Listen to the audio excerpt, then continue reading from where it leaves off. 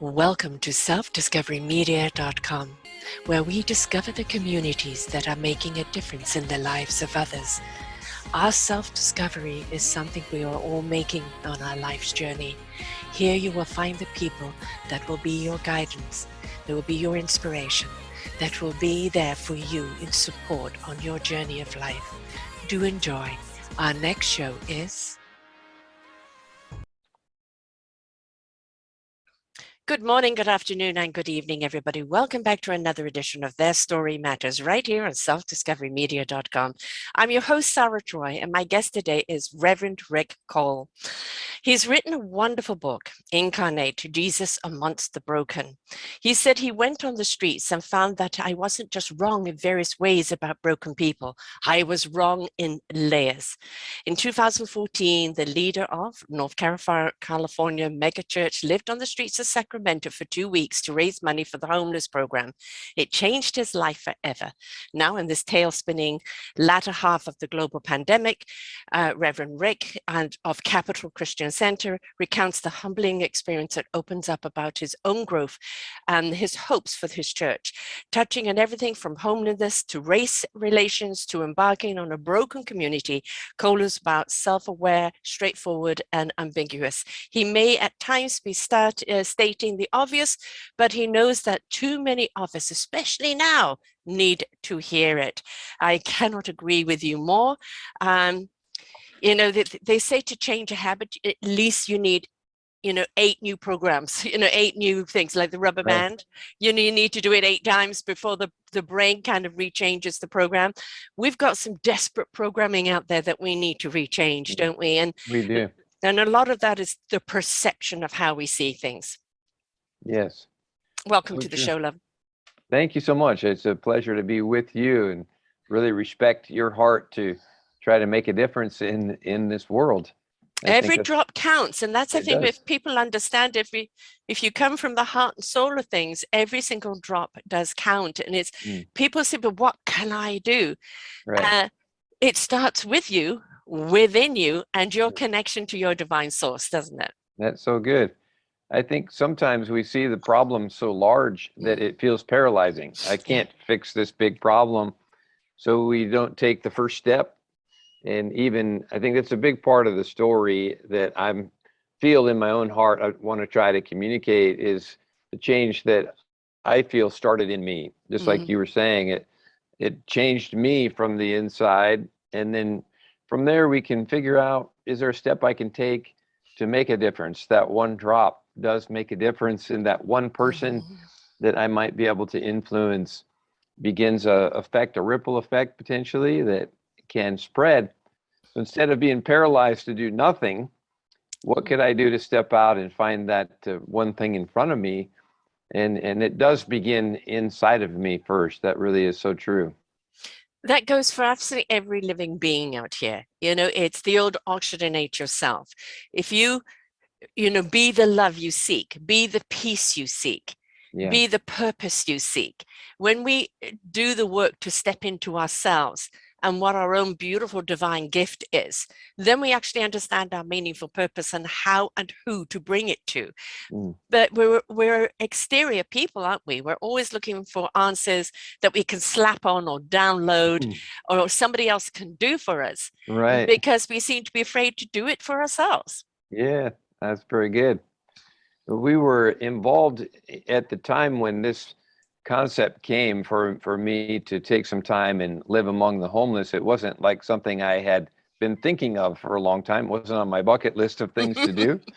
It is somewhat almost accidental the way I stepped into it. We were working with our mayor who had developed a committee to try to address the homeless problem in our city, which has only grown actually in the times that we're in. It seems like this homeless problem is expanding instead of really getting better. There's a lot of interest in trying to help, and there's a lot of money that's being thrown at it, but somehow there isn't a link between the money to help and the human element where we connect with the heart of that broken person. The money isn't going to change the situation. It's really the human connection that can begin to set a person on a new path. So that we've got to find, again, you mentioned balance. We need to find the balance of the finances and then the personal connection. What can we do to make that happen? So we had actually organized about 30 churches in our community, different faith groups, and we had developed a program in our winter. Our winter here isn't terribly severe, but from November to March, we get a rainy season. It gets cold enough at night that it can be dangerous for people if they're on the street. So we developed a program where from November to March, the homeless would gather about 100 to 150. There's many more than that, but those who would access this program, and the buses would take them from a downtown location to a local church. Churches would take about a week at a time so they could go back to the same place each night for a week. We would feed them a hot meal, have volunteers there to help connect in a personal way, love on them. They would put sleeping bags out in just open spaces, have a warm, safe place to sleep at night. Breakfast in the morning, and then the buses would take them back downtown. They could navigate the daytime fine, but then the nighttime they were in safe environments. So we had done this for about 3 or 4 years, and it had been really rewarding. We'd seen positive movement, and some of the people that were in that program move out of it and even begin to help others. And it was a beautiful thing. And those who helped serve felt really rewarded from it.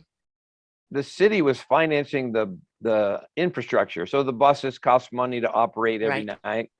Security, they would hire security to go to each place so that, using wisdom, making sure everybody's safe. So the infrastructure was funded by the city, and they ran out of funding for that. The mayor came to me asking, is there a way to raise some private funds to keep the program going? So that's when I went back to a team that I worked with at our church and just put that on the table. You guys have any ideas? What can we do to raise some funds to keep this going? And a thought came. One of our team members said, well, what about if you went and lived on the street for a couple of weeks? We would do a social media campaign, ask people to donate to get you home. And that was an interesting idea. And we started, kicking that around. I went home, talked to my wife about it, wanted to make sure she would be okay with that. And she was, actually. In fact, her immediate response was, oh, that sounds like kind of an inspired idea. I think she felt like, no, that sounds like a good thing to do. So in a 2-week time frame, we didn't do a lot of planning. One of the thoughts was homeless people don't plan when they end up homeless. It just happens often. And so we just did minor preparations. The only thing really, I organized about 3 men that would go with me and spend the night. During the day, I would navigate by myself. Then at nighttime, I didn't want to be foolish and put myself in a situation where I could be in jeopardy. And so having 2 or 3 men that I knew, they signed up and would come and meet me at the downtown area. We'd find a place to sleep. And having a little bit of community was protective in that sense, So that was just one provision that seemed helpful. And we launched and just started going, day to day, trying to find what do homeless people do.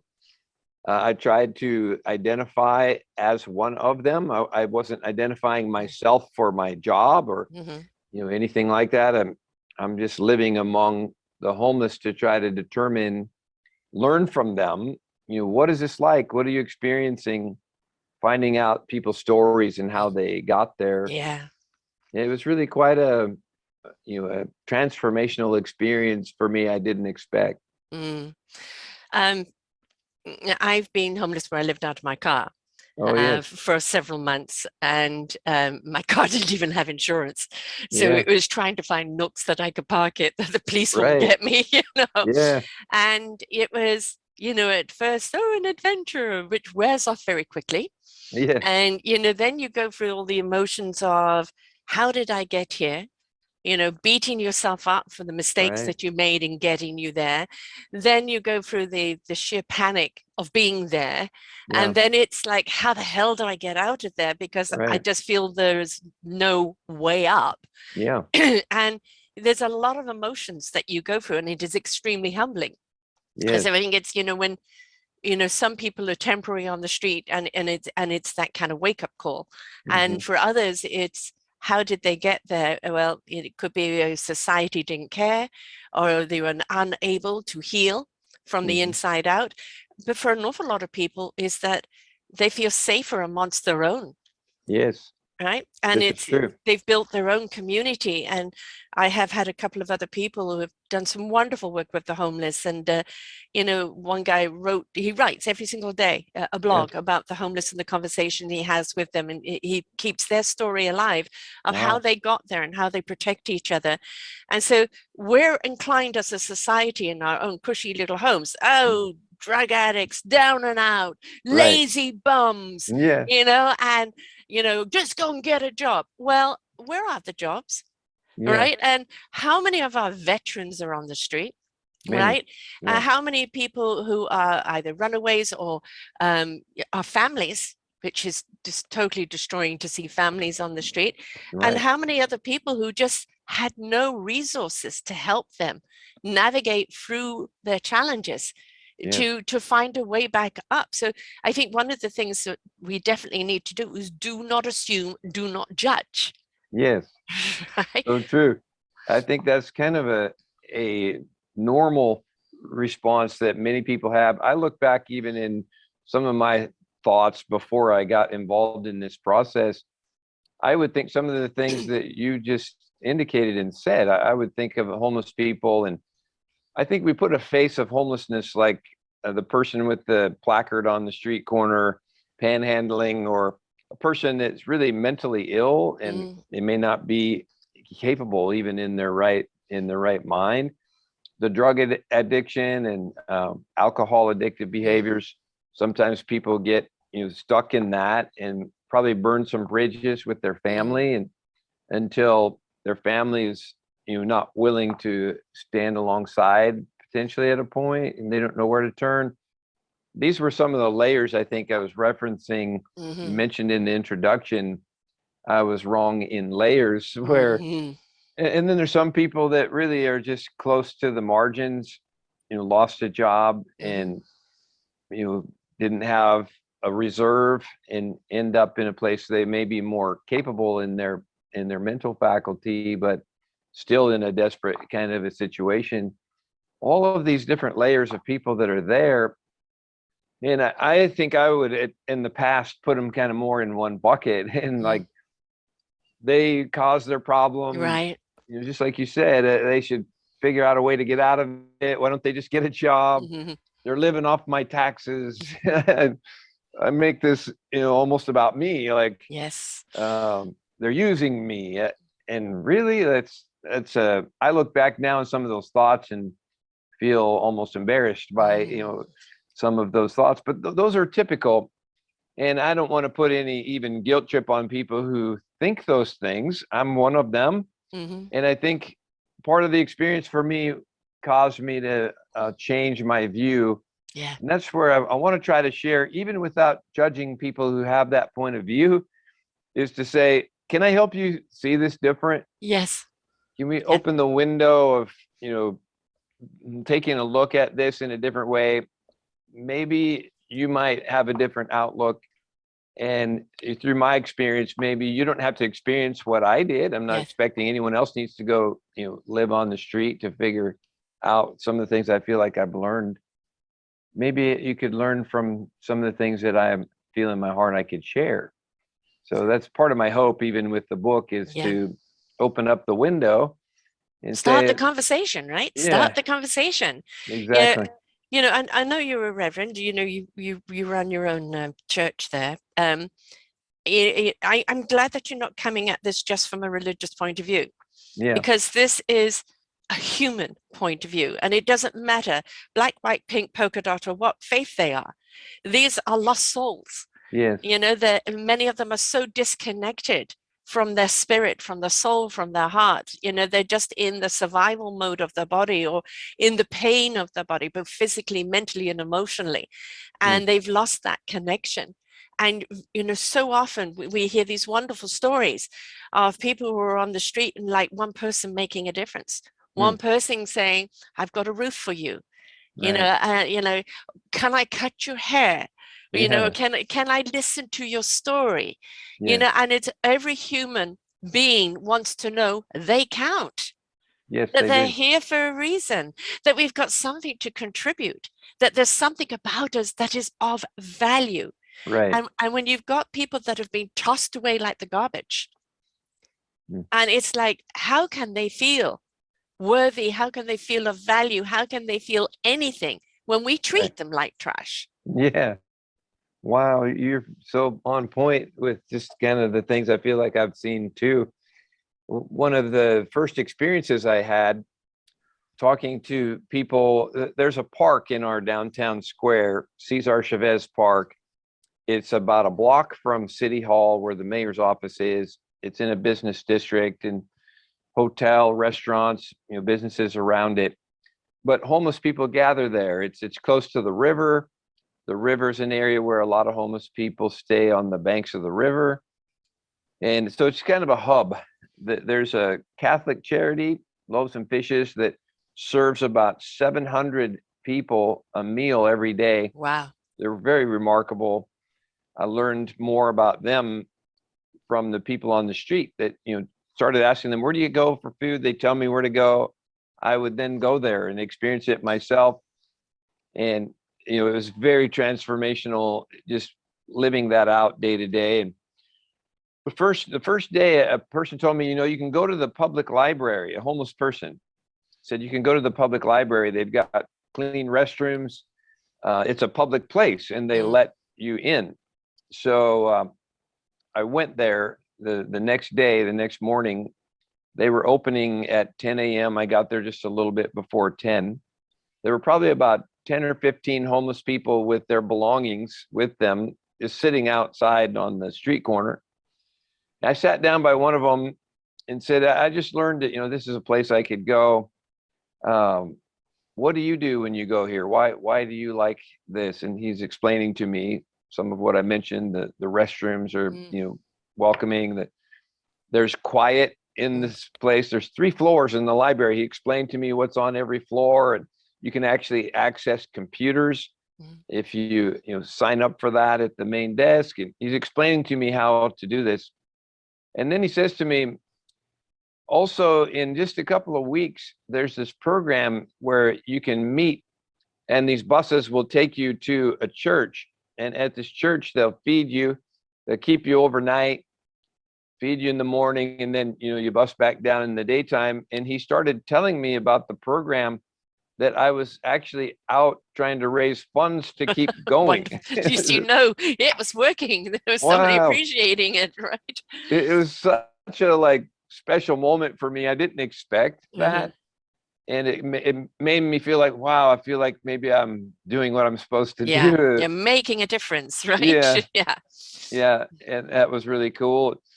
Then, I'm sitting with people in that park day to day.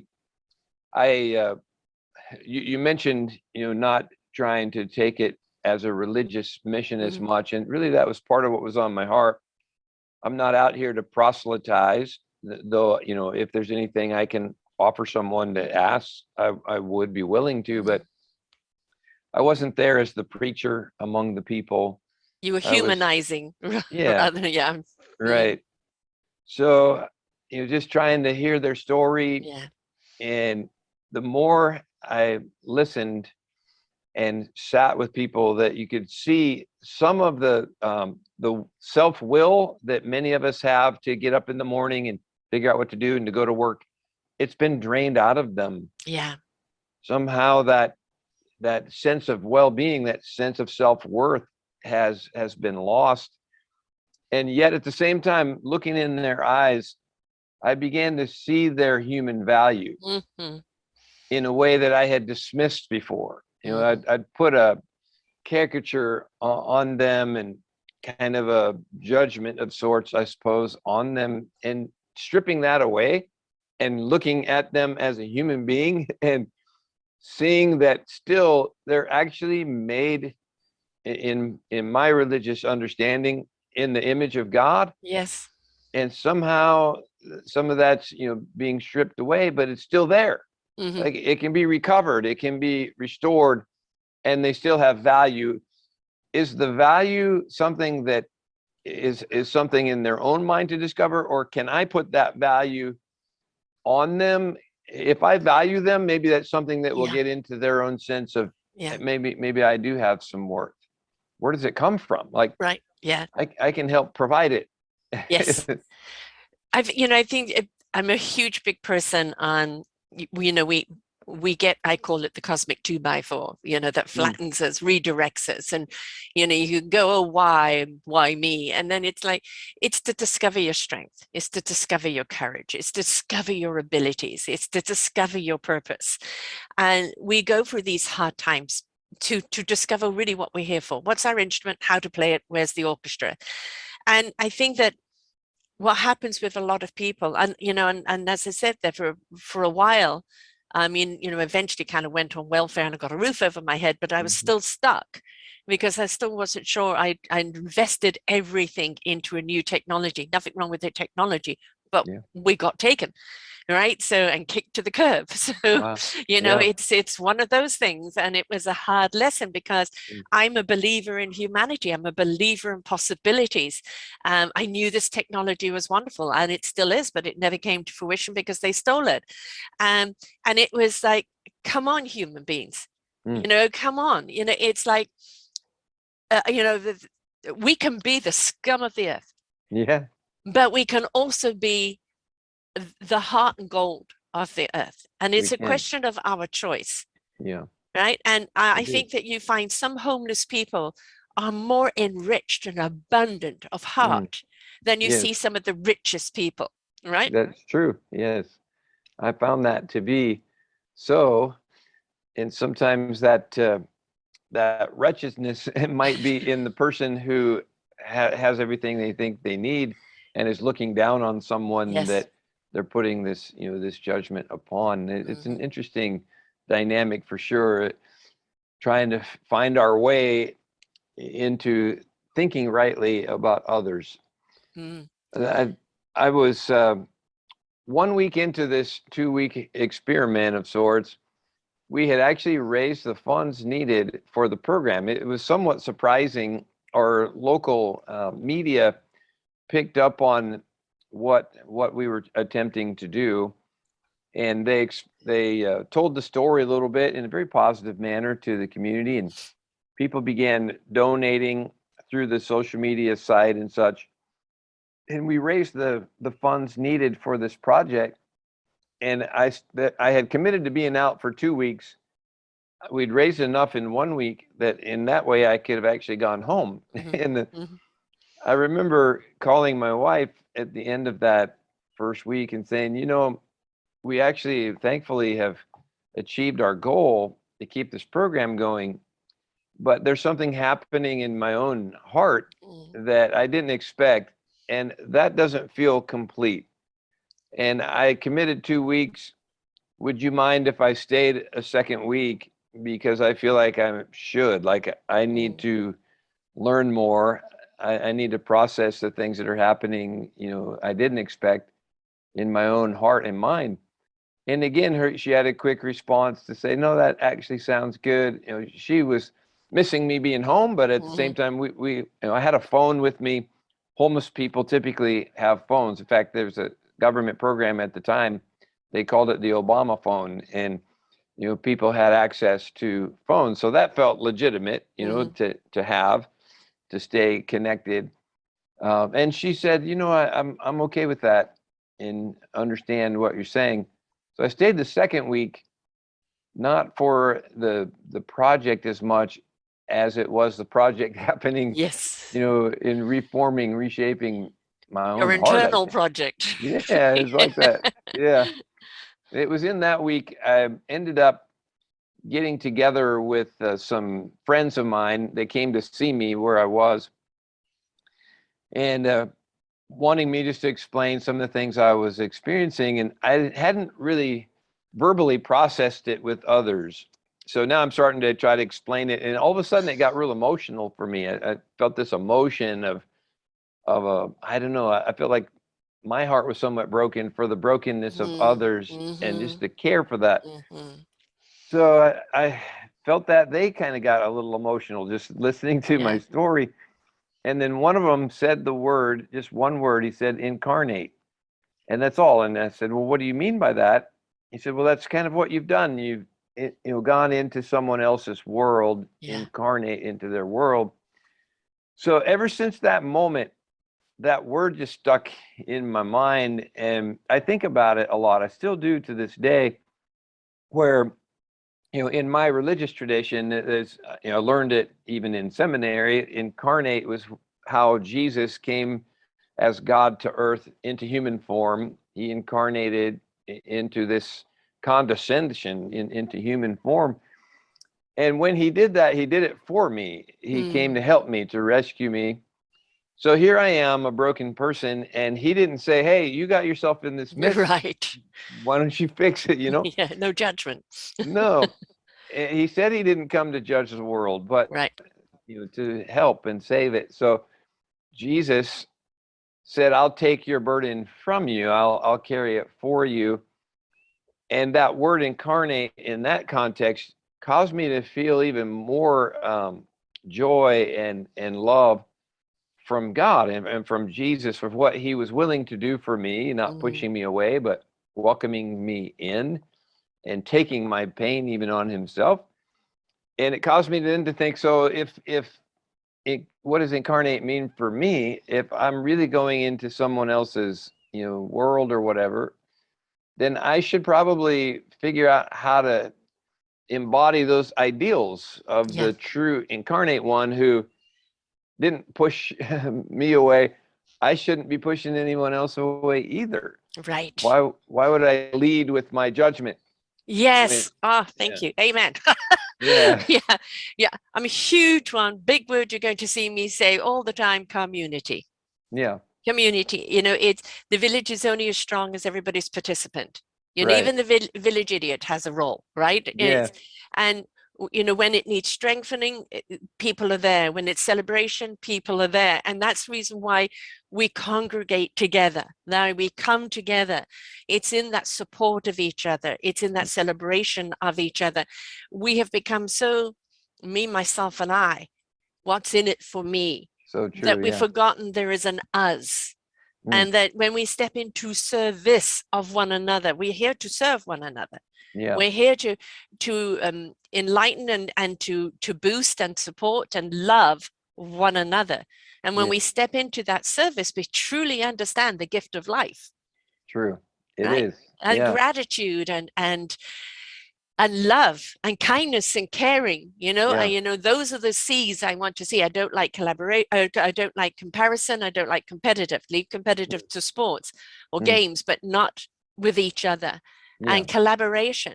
And I love the fact that this is, not a one religious domination, that it is an encompassment of everybody's, because when we fundamentally break things down, whatever we call our faith, God, universe, spirit, whatever we call our faith, we are all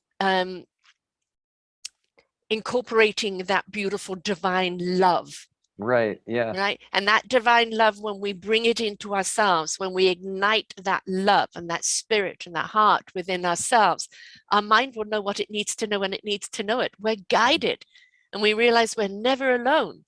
Yes, right? that's but true. You can't force, God on people. All you could do is be an inspiration that is an invitation. Right. That's so good.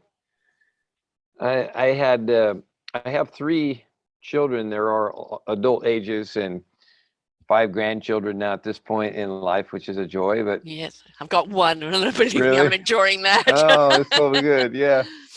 So one of my adult kids lived in LA. It's about a 6-hour drive from there up to Sacramento. And he came up for a couple of days during this homeless experience and wanted to stay with me one night. He and his wife both. And they did. They brought their sleeping bags, stayed with me one night, on the street, and wanted to experience this along with me and share it. My son is a musician. He brought his guitar. We sat out in the park Wonderful. at the Capitol grounds, and he played a couple songs. I didn't actually know this song, but Johnny Cash wrote a song about man in black. He always wore black, and he wrote a song, and the words to it were so impacting that why he was the man in black, he was trying to take some of the burden off of people as long as it existed. And it was very impacting. We went to Loaves and Fishes one day with my son Nate and his wife, so they could experience that while they were with me, and connected with the leader there. Sister Libby is the leader, was the leader. She's retired from that. She didn't really retire from working. She now started a program called Mercy Peddlers, and she gets on bikes with equipment on the back of it and takes coffee and medical supplies to where the homeless are camped. She's amazing. So people like that don't retire. It's a calling, it's their purpose, right? It's the reason getting up every day. Yeah. that later, this was in October that we had this experience.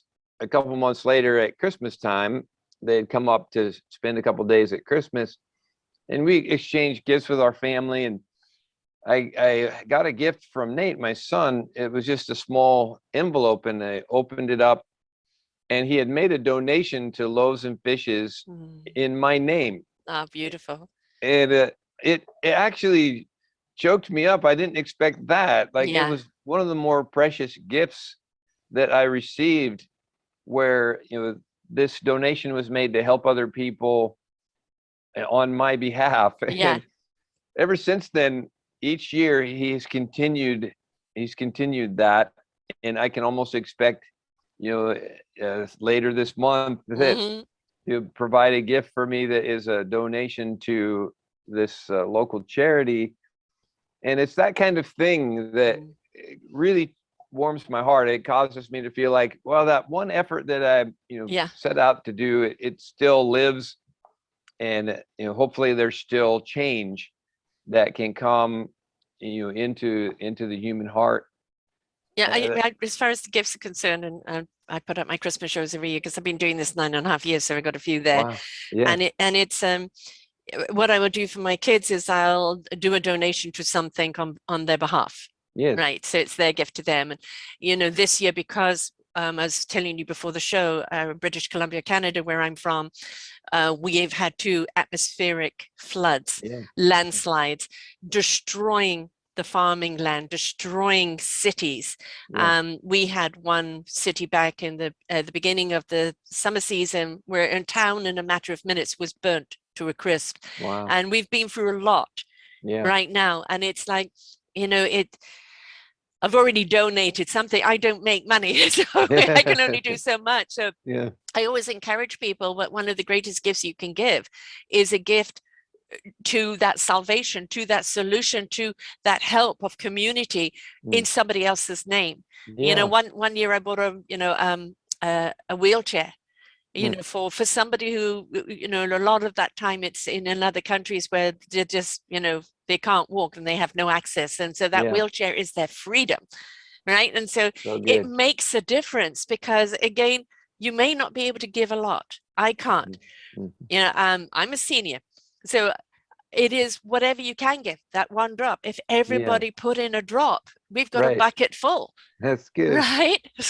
Somebody told me a story some time ago that it keeps coming back to me. Someone walking on the beach, and these starfish got washed up on the beach, and they perish if they don't get back in the water. And there were so many of them, and a guy was walking by and picking one up and throwing it back in the ocean. And someone walking by said, "Well, what are you doing? There's so much, you're not gonna, make a difference." And he picks one up, throws it back into the ocean. He said, "Well, I just made a difference for that one." Yes. Picks up another. "I just made a difference for that one." And to me, that was a really word picture of sorts of saying what you're saying. Yeah. That one drop, it does matter. It matters for that one that it touches and influences. Yes. We should be looking at, what is that one thing? What is that Yeah. one thing I can do with what's in front of me? And if you can't, give funds, give time. Yes, so true. Yeah, Volunteer. It could even be volunteering for your elderly neighbor that can't go shopping. You know, right, uh, it's if we all stepped up and did something for someone else, not only would we realize that we're not, we're helping them in leaps and bounds, but look what we're doing for ourselves. right. That's good. Whenever you give a gift of your time and your love and your Mm, caringness, the abundance that you get back, because what's in it for me? Well, mm. that gratitude or that knowing you've made a difference comes back tenfold. Yes, it So, does. so Yeah, every time you step up and do something for someone else, you're doing it for you too. that's so And you may good. never get a thank you. You may never know who it's helped, Yeah, right? But it you is know true. that you've made a difference. You are that drop in that bucket. Right. We have a program we've just instituted at our in our church family. We have a number of people, that are part of our church, gathering, and there's a lot of broken people Yeah. here among us. So we've discovered some families that are in a difficult place that have children, some single parent families, others that are just in a difficult place financially, coming through this whole COVID experience and such has been very difficult. So we've identified, I just learned the other day, so far I think we have 102 families that accumulated among them 217 children that they Mm, represent that have a need. So we've decided to try to gift $100 gift card for every child to the parent, so that the parent can, purchase the gift that they know would be best for yeah. their child. Can give them dignity too as a parent. Yeah.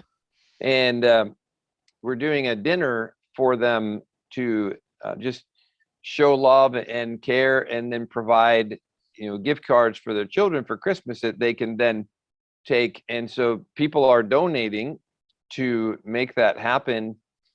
And it's really what you've just described. Those that get involved feel the reward. It just Yeah. wells up inside of you, and you Hmm. feel like, man, I love being able to do that, and being able to see the joy on someone else's face. And it's just it's in some ways it seems small, in other ways to them it feels very significant. And it's just trying to figure out one thing at a time that we might be able to do for others. Yeah, and I know it's overwhelming out there that you just feel, well, what difference is it going to make? I'm only one person. How can I make that difference? Well, again, if every single one of us stepped up with an inch, Yes, suddenly we've got a yard. right. And it's Yeah, I don't know, everybody's in metric nowadays. I'm still yeah. feet in inches, but the point Yeah, is back to that community, back to us yeah, being together, because when we are in it together, then we really are going to make a difference. yeah. It goes even beyond the donation of things. It's the recognition. How about, I have a show out this last week about, when you're shopping. Mm, Right now, it's a very stressful time period, especially here in BC, because our main artery from back east, which brings all our goods, yes. there is only one small tiny road, and that Wow. road has to keep being repaired, and they keep having more landslides. So we're not getting goods, Mm, and our shelves are getting empty. And right. I've said, if you've ordered something and it doesn't come for Christmas, take Yeah. a picture of it, put it in, wrap it up, and go, Mm, it's on its way, that's right? good. Or, Yeah. go to the local and buy whatever you can, or donate to someone else. But Yeah. it is like, don't take it out on the shopkeepers. Don't Right. take it out on the Yeah. cashiers. Don't take it out on the other people. Why haven't you got that stuff? Right. And it's like they have a shortage that's beyond anybody's control at the present moment. Right. And we got to realize there's something so much more important of the people that have lost their homes, their livelihoods, the amount of animal life that's been lost. My daughter lost a friend in the Mm, in the mudslide, which they've still not wow. been able to recover him. We get reminded Mm, where the importance of life really is. yes. And that's the invitation for us to step up and say, stop bitching about it. What can you do about it? How Right. can you help? Not just here at Christmas time, but at every time. That's Back true. to why are they homeless? Yeah. So many. because circumstances, like it was circumstances with me.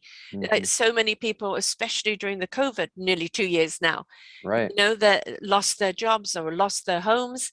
Yeah.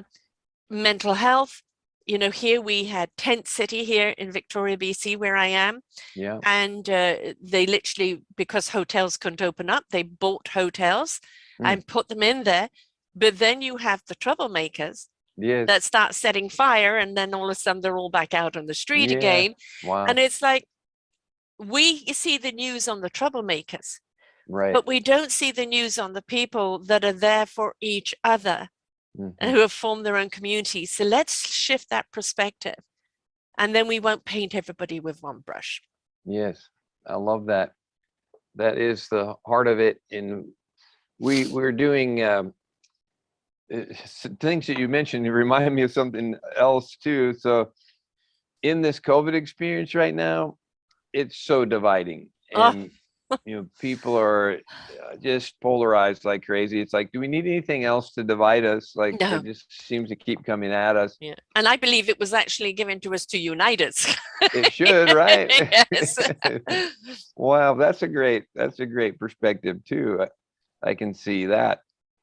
But people's response is not allowing that, to happen, it seems. And here in our state, California is seen by many as a liberal Mm, political environment and such. And then people that are really kind of hunkered down into anti-vax and mm, government overreach and all these kind of things say some really harsh things about our leaders. mm, So our governor is having a really challenging time what people say about him, but different legislators and things. And at our Capitol building, we're the capital city, Sacramento of mm, California. So it's a beautiful building and beautiful grounds, the Capitol grounds right downtown.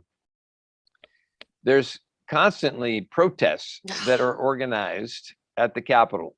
Protests for this thing, protests for that thing, and I've seen so much of it that we thought, what if we get a permit, which we did recently. We got a permit to go to the Capitol building. We're doing this a week from tomorrow on the 11th, and let's go through the day finding people that are near there. There's a lot of homeless in that area downtown. We're putting together some blankets, coats, mhm. meals that we're going to invite homeless people to and gift that to them at the Capitol, at the grounds there, and then set up on the Capitol steps. We got some great musicians, sing some Christmas carols, and then let's just speak blessing over this place. Yes. Speak Change the blessing. vibe. Change the Yeah. vibe, right? Speak blessing over our governors, speak Mm, blessing over our legislators, over our state, over our city. There's so much negativity, and people come at it from their ideology. If they don't agree with the ideology of the other, whoever the yes. other is, then it's just demeaning and like an enemy. Yes. Yeah, and Yes.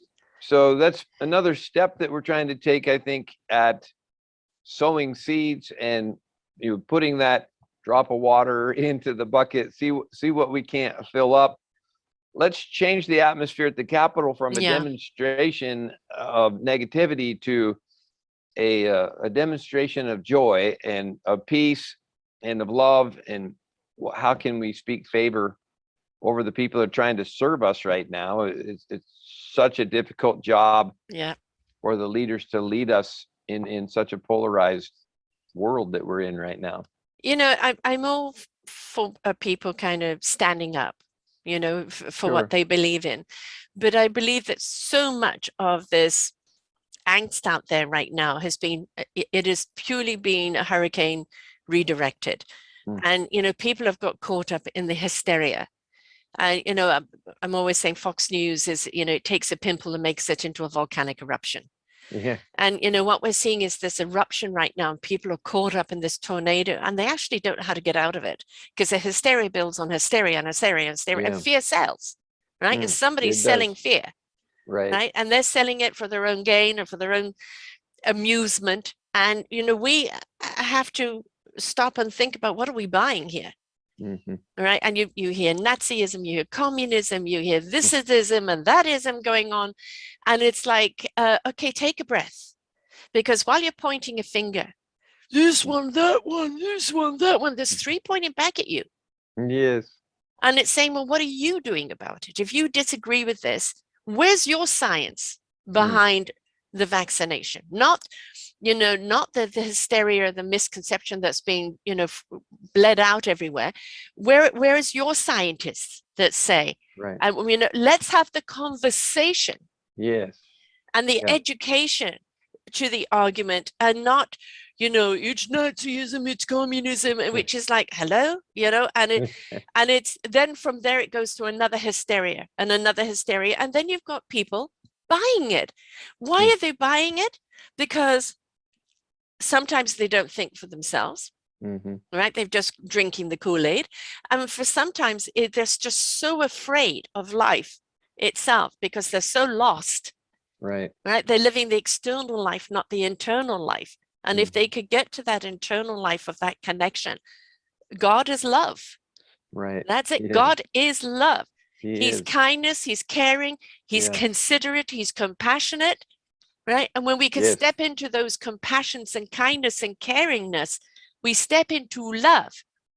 And I think a lot of people out there that are living on this franticness all the time is that they have lost that inner love. And they're trying to find their way back. And you can't. I'm sorry. You cannot find clarity in chaos, but chaos will lead you to clarity if you're willing to go through the process. Yes. And that process is kindness, caring, that leads to love. Right. I love what you're sharing. I need to become a follower of your podcast and your journey here. This is very encouraging.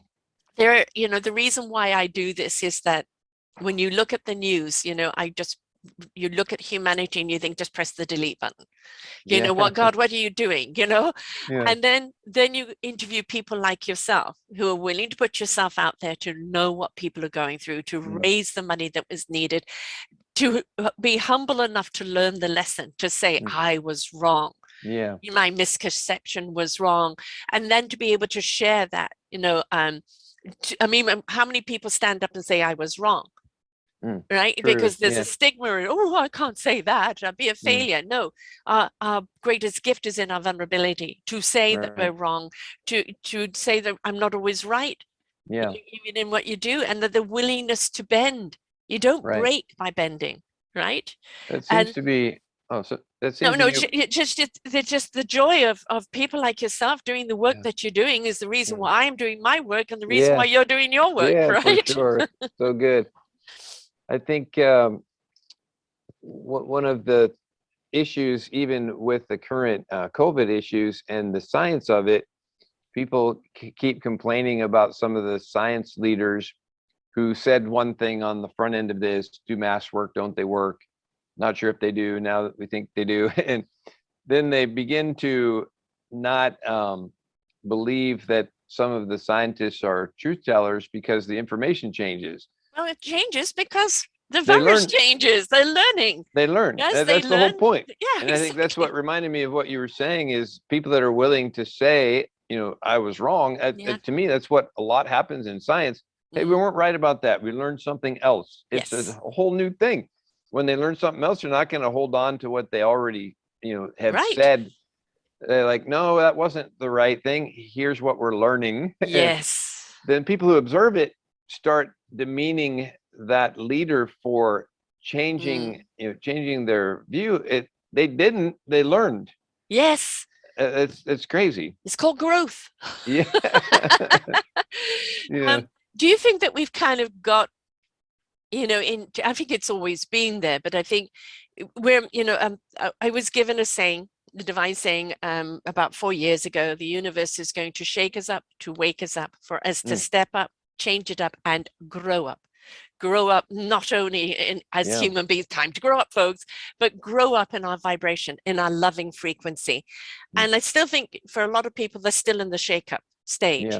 Right? They don't want to wake up, because waking up means you're being accountable for stepping up and changing it up.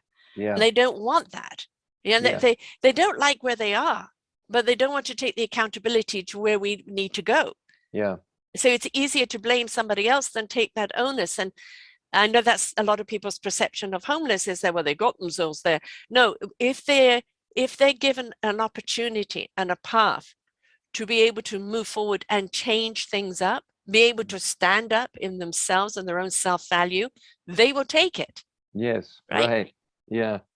So good. When you see people who aren't responding to the shakeup Mm. and trying to find the pathway of what this is meant to do to help us find the path of community and love and such, uh, how do you feel? I feel like asking you a question here. Go Like, ahead. how do you feel about the hopefulness of all of this, turmoil and shakeup intending to lead us to a better place, yet so many don't respond properly? Do you have hope that they will? Those who, I mean, some will, but on the Mm. large scale, how do you view that? When you look at a sieve, like you've got flour in the sieve and you're sieving it through to kind of get the dust, you'll always end up with some lumps that are unwilling to go through. And Yeah. we've got to accept there are some human beings that it doesn't matter what you show them or say to them or do for them, they're unwilling to change. Hmm. So focus on the people that are on the cusp, the people that just need to know there is a safe place to change, or what they need to do to change, or that there's somebody that cares enough to help them through the change. And there are so many people who are the change makers. They've already stepped into that change. They've already stepped up. They're already reaching out. They're already being of service. You Hmm. just don't see that on Fox News and CNN or anywhere else, Yeah. right? This is the reason why podcasts have escalated quite considerably, because now we're really hearing the stories from people like yourselves, when Mm. normally you're given 30 seconds on a Sure. Yeah. newscast. Right. Here you have an hour to tell your story Yeah. and to reach people from into the heart and the very soul. I believe as a humanity that we are beautiful, divine, conscious creatures capable of extraordinary things. Yes. And I think if we put our lens on those people, we will see we're so much more than we've labeled ourselves to be. But I also recognize there are certain people that will never change. And we have to not put our energy there. The invitation is there, Yeah. the platform is there, but we can't spend our energy on people who just out of being honorary or spiteful to themselves refuse to listen. But there's Right. plenty of people that are just lost souls that are That's in true. pain or in confusion or caught up in the whirlwind, that want their way out, want to know there is hope, want to know there is that ability to grow and become something. And if we focus on those people, then we're going to see the scales change. But you Yes. can't help those until they're willing to help themselves. Yes. That's so good. I think I see the world similarly in that we can't let those who are unwilling Mm, to change keep us from keep moving forward right. with those Yeah. who can and who Don't let are. them be the anchor, right? We're Right. looking for Yeah. the compass, not the Right. anchor. Yeah. Yeah. Those are great word pictures too that you're sharing. Yeah. And that's really the focus of there's various stories too throughout the book, not only on homelessness, but how it affected my view of others on other fronts. Yeah. I had a friend who invited me into a community of conversation with a Jewish rabbi in our town, Mm-hmm. with a Muslim imam, Mm-hmm. and a friend of mine said, "Hey, would you want to let's do a lunch and meet with them? Would you be open to that?" I'm like, "Sure, I'm open to that." So we did, and it developed an immediate friendship that was somewhat probably unexpected by the three of us. The Mm. the fourth was a business leader that just had a heart for it and had connections with each of us. The first lunch we had, I thought, I'd probably relate pretty well being a Protestant, kind of Christian pastor with the Jewish rabbi, that we probably have quite a bit maybe in common. The Muslim imam, in my world, people have, more negative, Mm-hmm. kind of thoughts about and such. And I wondered how we would connect and such. And in that first lunch, there was a funniest thing. The Jewish rabbi early in the conversation said, my great concern was not meeting with the imam, but meeting with you. She said, we've been figuring out how to get along in the Middle East forever, since the beginning of time. The Jews and the Arabs trying to figure out life. We understand each other a whole lot better, and have a whole lot more, in common. And it's you guys that have looked at others with, the Jews killed Jesus, and Yeah, yeah. the Muslim angst that's in our country. It honestly shocked me. Like, wow, that's amazing. And yet we found our path to, we really appreciate each other wonderfully. There's a common And denominator, isn't it? yeah, There's a common denominator, what you all stand for. You right. just, different, I don't know, different flags that you're following. I mean, it's like when you're sharing a feast and, potluck, everybody's bringing a dish. Those dishes will be made out of different ingredients, but it's all beautiful, made with love, and, sustainable, succulent food that can bring us together. So if we can Right. start looking at what the common denominators are, what the fundamentals are, what the purpose of each one of you is doing, then you understand all you're doing is just you're playing different music and from the orchestra, but the goal of that music is the same. Yeah, that's beautiful. We've ended up doing events together on Wonderful. occasion, and valuing one another. That was a change too, and just viewing others with the value that is God given.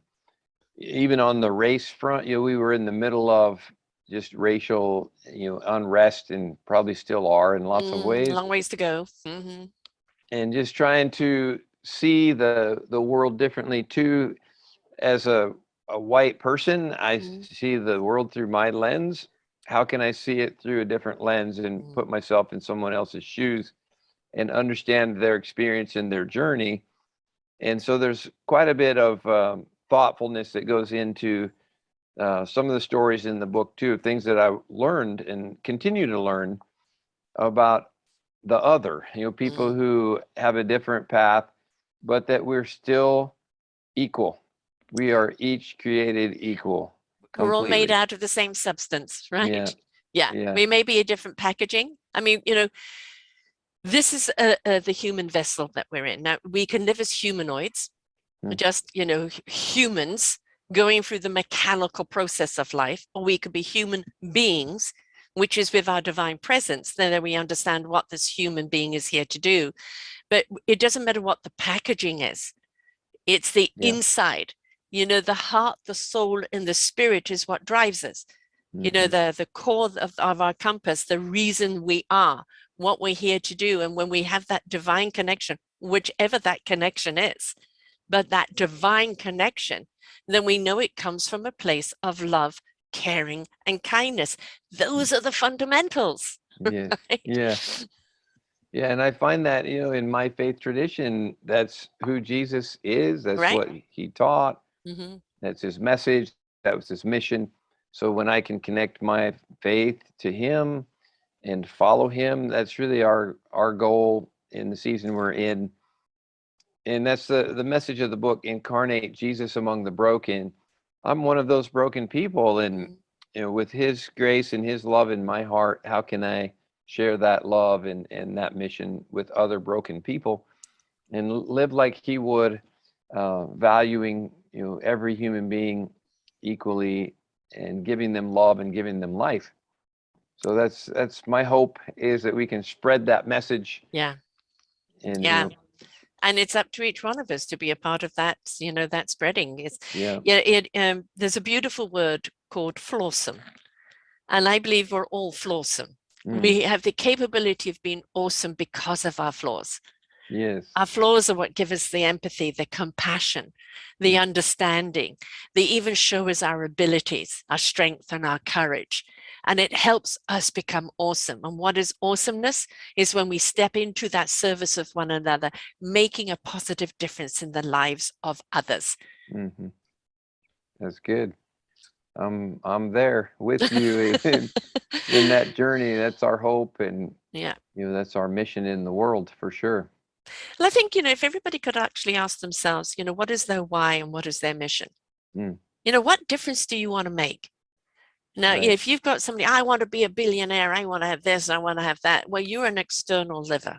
Mm, If you were a person, I really want to make a difference, I want to stand for something, I want to know that I count making a difference in other people's lives, you're an internal liver. mm, And we want people to live from the inside out, because when you step into that compassion, that love, that conviction, that caringness, that empathy, you really do understand what love is, what God is, whatever your God is, what that beautiful source of energy is, and why mm. we're here to experience it. Because when you experience it, you truly do understand what life is about. And it's Right. beautiful, isn't it? It is beautiful. Yeah. Mm. I appreciate your mission to beautify the world around you in every way that you can. This conversation encourages me about how many there are, in the same journey, seeking to make a difference.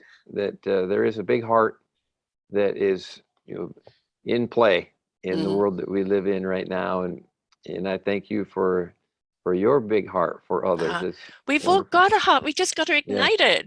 yeah, It's all the social medias and ourselves are algorithms. And mm, if we seed and water what we want, what our purpose is, what we want to achieve, if we water those seeds, we will see a different life. So stop yeah, feeding the angst, right. the doubt, the fear, Mm, the lack. Start feeding the abundance of who you are, why you are, and what you're here to do. And then you're going to see such enrichment and abundance like you've never seen. yes. When you mentioned social media, it's another tool today that's being misused, Oh, yes. where it could be, turned around and used in such profitable and positive ways. If we would stop the negativity on that front, and Well, again, that's up to us. Don't it feed it. is, Don't respond to it. yeah, for Because sure. if you're feeding or respond to it, then it is going to be more. The Hmm. algorithm will keep giving you more. If you It will. purely ignore it, don't respond to it, and feed the wonderful comments there, the Yeah, wonderful connections there, and realize it is an integrative platform. Be right. participatory, reach out to people, form conversations, get to know each other, be there for each other. Then we will actually understand it's a wonderful platform. But Yes. again, what we water is what will Yeah. grow. Right. I have a friend here who has, for probably the last 5 or 6 years, during December, starting December 1, they do 25 days of random acts. They call it random acts of Christmas kindness, Mm-hmm. and use the word rack, random acts of Christmas kindness. And then they post it on their social media post what they've done that day, not for boasting, but just Right. for trying to spread, hope. Inspiration, invitation. Right? Exactly. Yeah. That's perfect. And I've become a big follower of it, and, try to forward it to others just to Mm-hmm. say, isn't this amazing? And Yes. how awesome is this?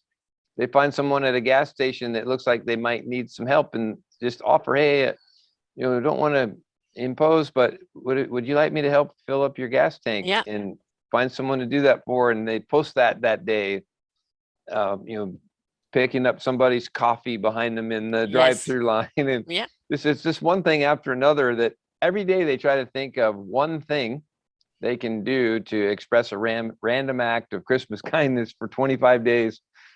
It's very inspiring. And And keep it going after that, well, folks. And that's true, right? Yeah. it's like we do things in the moment of crisis and the moment of celebration, but how can we make it a habit that we can do all the time? Yes. And another simple act of kindness is acknowledging someone. Hi, how are you Mm, today? Oh, the weather, or the this or that. Have you finished your shopping? Because for some people, that might be the only communication they have that day. mm, yeah, that's so good.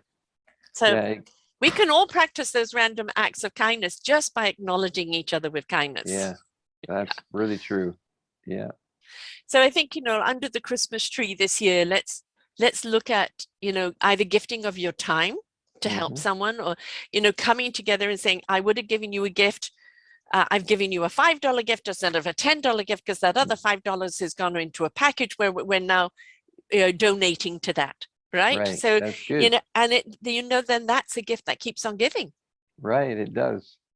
Like Love your it. book. Your Yeah. book is a gift that keeps on giving. Now, this makes a perfect Christmas gift for Yeah. people who just kind of need that nudge, need that inspiration, need that information. Mm. So I think it's a perfect gift for people to buy for the family, where Hmm. everybody can read it and then have a conversation, right? That's For the great. book Yeah. club, where everybody can read it on their own perception, their own stories. Oh, I was Mm. near homeless, or I was homeless, or I didn't know this about the homeless, Mm. and I think it's obviously a book that's been out there for a while, but it keeps on giving, and it Yes. gives wisdom and knowledge and what we can do about it. Hmm. Yeah. Thank you for allowing that just to be exposed like that. That's part of your gift too, is opening Well, up how, that. how do people get hold of your book? So there's probably two ways. There's a website, incarnatebook.com, where it goes directly, it can be accessed that way, or Amazon, and just searching for either my name, Rick Cole, or Incarnate, Jesus Among the Broken. That'll pop up pretty easily on Amazon and can be ordered in that manner. Those are probably the two best ways, incarnatebook.com or Amazon, and just search for the name of the book. Can you just spell incarnate for people who may be Yes, just for listening? sure. Yeah, it's Incarnate. Incarnate. So in car like CAR, and then Nate. That's actually my oldest son's name, Nate. So Incarnate. Yeah. And what else can people help you with? There's your services where you are, Mhm. but what else can people do? I know you've got homeless and hunger in Sacramento and the Capital Christian Center Yeah. resources near you, but what else do you open up for people that you invite them to be a part of? You know, we're not looking for um, just contributions to what we're doing so much. That it's more of trying to share. We want to sow seeds for others. And then the only thing I would say maybe is we are online with our messaging and such, and provide a lot of encouragement and inspiration that way. So people could find our online presence through Capital Christian Center, and there's YouTube and Facebook Live and things like that. Our website as well, capitalonline.cc is our website. It's capital with a AL, capitalonline.cc. So if people were interested in any more of our content or messaging, it's our hope is to share love and life with others, and encourage that too along the way. That's what it's all about, folks, is that I promise you, when you step up and make a difference in somebody else's life, even if you don't see it, but knowing that it is making a difference, I think one of the greatest gifts you can give is your time. Yes, It's the truth. you can go and volunteer, you can just go and say, in what way can I help? Because when we're Right. willing to step out of our own little worlds and step into another world where we can give opportunities, or just be an inspiration, or just show some kindness and caring and consideration. And I would say this time of year there are an awful lot of lonely people that they're in their homes, especially elderly. Please pay attention to them, knock on their Right. door, invite them over, or give them a gift, let them know you see them, or can you go shopping for them. There's a lot of mums with children, especially with another variant out there. There Yeah. are a lot of people too afraid to go out, and so if you offer your services to the people around you, you just have absolutely no idea the magnitude that you are doing, because you're seeing them, you're hearing them, you're caring about them, Hmm. and literally that can save a life at this time of year. Right. So good.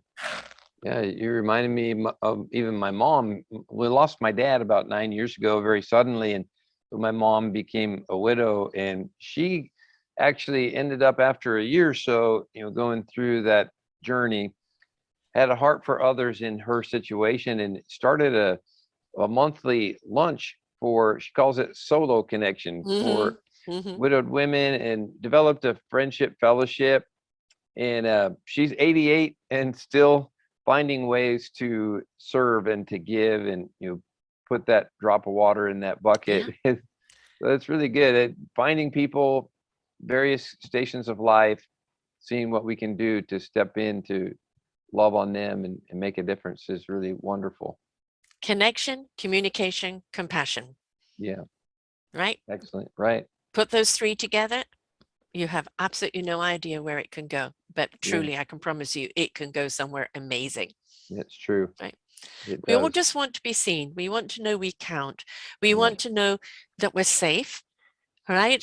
We got the roof over our head, we've got the food, and that we can contribute because somebody sees us, and that's really what we're looking for. And I think if we could just drop the angst and the anger and step up and go, okay, how can I be a part of the solution? And it's bring your love, bring your kindness, bring your caringness. And that now is the ingredient to changing the world. Love it. That's right. We can do it. We can do it. We can do it. Thank you so much for sharing here today. This has been wonderful. Thank you for the work you're doing and for being so open-minded. Because, as you said, some people, when they are religious, it's just one channel. And, the fact that you are, carrying Jesus's core message, you are that compass for other people, but recognizing that God speaks through people in different ways. But it's all about the message.